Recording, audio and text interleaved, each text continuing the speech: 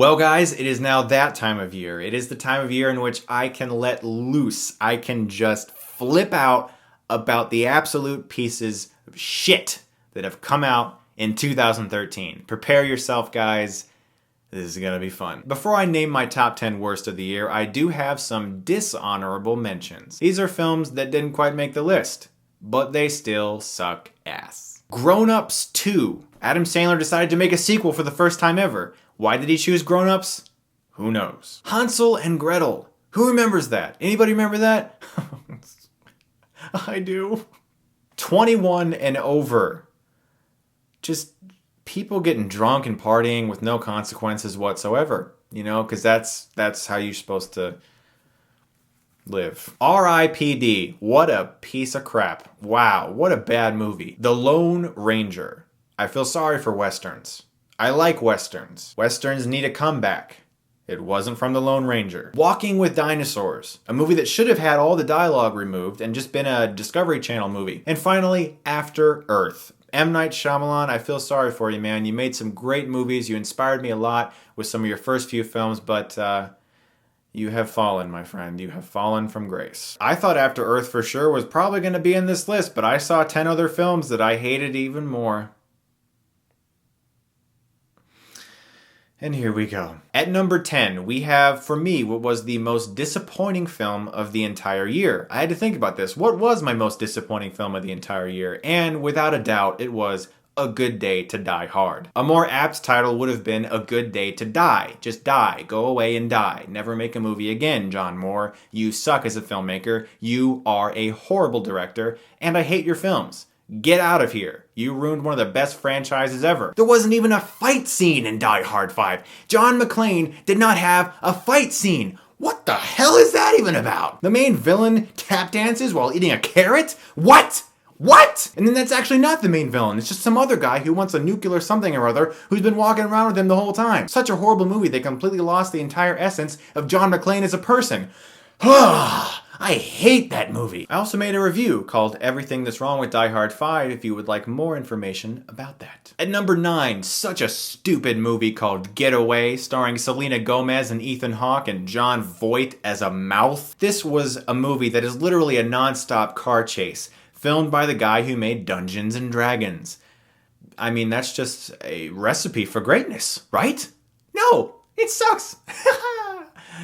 None of the action scenes were filmed with remotely any flair. No professionalism to be found in this movie at all. It was just a giant crapshoot of a whole bunch of cars crashing everywhere. Shots shot with like HD webcams jumping and flipping all over the place. Jump cuts here and there. And of course, Selena Gomez.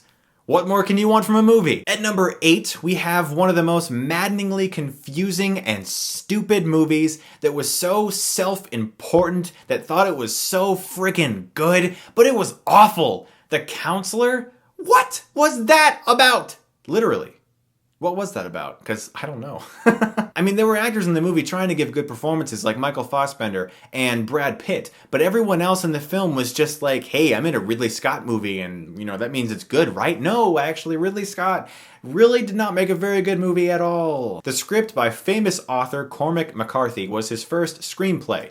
And it shows. I hated this movie. None of it made sense. It was so confusing. Cameron Diaz humped a windshield. What happened? At number 7, we have a film probably not too many people saw. It was released straight to iTunes and the PlayStation Network. It was in theaters, but most people probably saw it at home, if anyone saw it at all. The director of Ghost Rider gave us Killing Season. John Travolta and Robert De Niro facing off in the woods, and they torture each other, and John Travolta has the worst Serbian accent ever. And anytime any of these actors did anything that looked remotely physically challenging, it was just like the worst, most obvious stunt double I've ever seen. Or the camera would literally just film from their neck below as someone ran so they wouldn't show their head.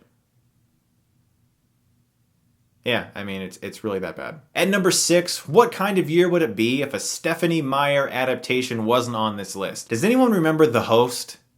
Good. I'm glad for you. You are a lucky person. I unfortunately do, because I sat through it. This movie was so horrifically melodramatic and cheesy. The romance in it was the most absurd Twilight attempt at being Twilight. They were just trying to do another big teen franchise where there's some sort of a love triangle, where there are people involved with it who suck at speaking. And it was just so horrible. At number 5, we have the second film in a series that is continuing to make people want to die, and that is the Smurfs 2. I don't like that movie. I don't like it. I don't like that movie. It's poop. I hate it. It's poop. I just realized I sound like the guy from Anchorman.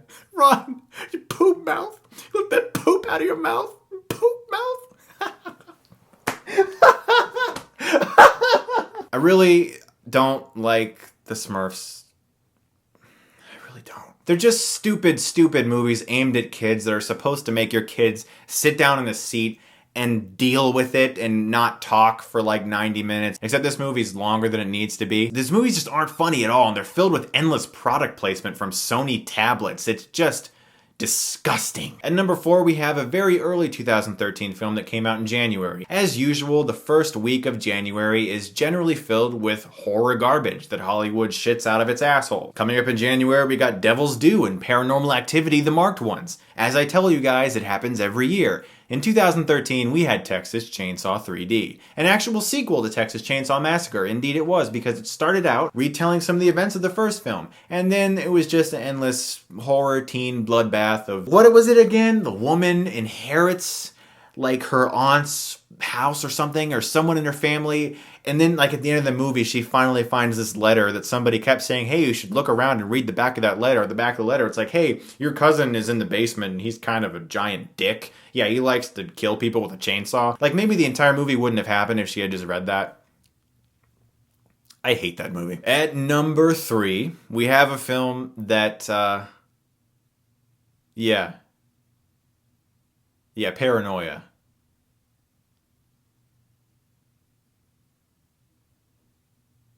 Yeah. I mean, Liam Hemsworth running in this movie.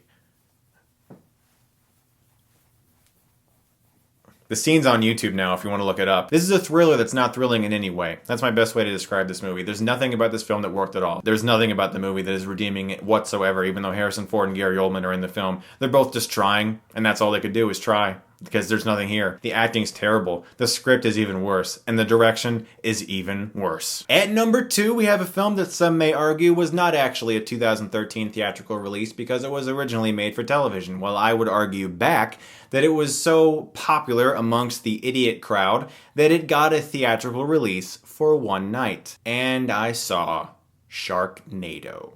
Now look, this is a movie that knows it's dumb, okay? These guys knew they were making a dumb movie, but they could have at least made it entertaining. There's a tornado filled with sharks and they're flying around on land eating people. That sounds amazing, right?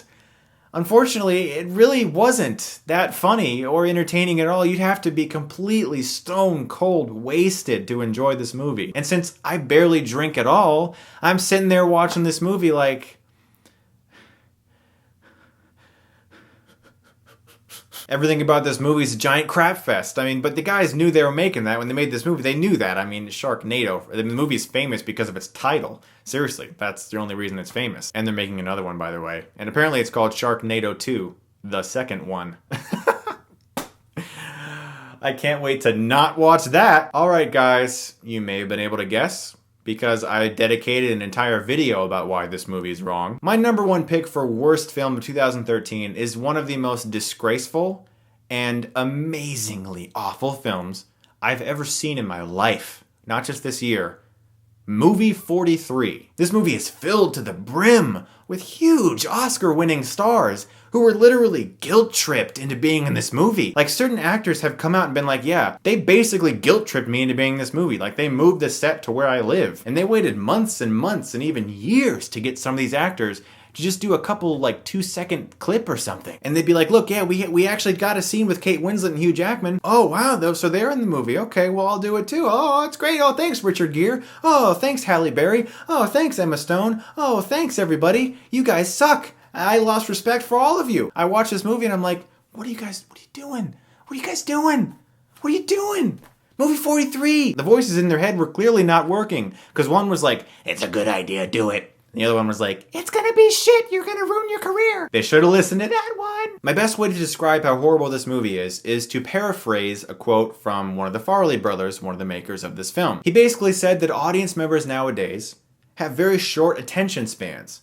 And this is the type of entertainment that he thinks people enjoy watching. So thanks. Basically what you're saying is, you don't respect your audience. That's why your movie sucks ass. Because you don't respect your audience. If you want to make a good movie, respect your fucking audience, man. Then you'll make a good movie. If you don't, it's gonna suck. And movie 43 did. I feel so much better now, guys. I really do. I just feel better. I really feel better. I just want to go, I'm just gonna go. I feel so much better. Guys, thanks as always again for watching on another really fun year. I do have my best of 2013 video out right now as well. Currently on my channel if you guys want to check that out as well. Guys, it's been a fun year. There's been some absolute crap like this, but I always love talking with you guys about these movies no matter how I feel about them. Thanks so much as always for watching this year, guys. And as always, if you like this, you can click right here and get Stuckmanized.